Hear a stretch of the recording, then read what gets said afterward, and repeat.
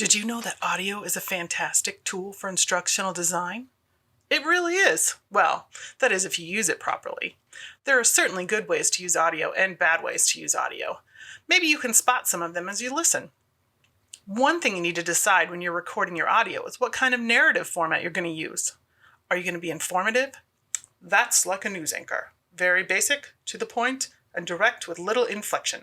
Sometimes you'll end up sounding like a robot. Or are you going to be personal, involving your listener? You, I'm talking to you. Or are you going to be dramatic? Get some passion in there and really grab their emotions. To be or not to be, that is the question. Well, whatever you choose, remember the fleeting nature of spoken words.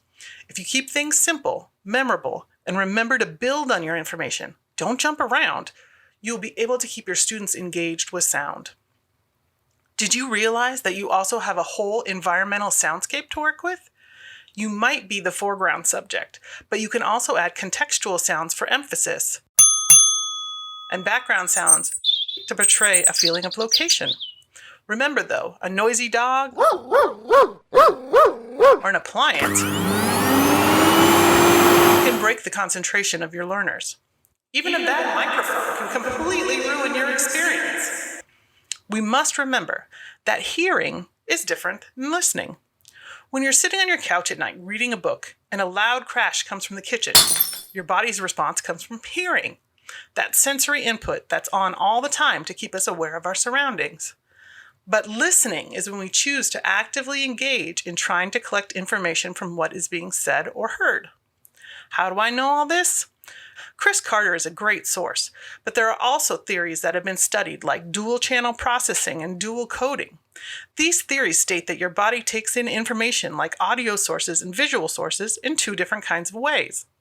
They don't really say that one version is better than the other or that you should only use sound, but that you can't overwhelm your students with too many inputs at the same time.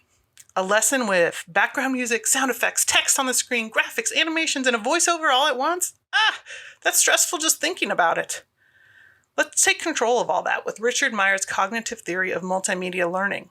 This teaches us that our brains can only take in so much information at once without getting overloaded. But if you balance your audio with the right amount of visual, your brain will use active process filtering to combine all those input sources into something useful and have an easier time transitioning these lessons to your students' long-term memory. I hope this encourages you to add more audio to your next lesson plan.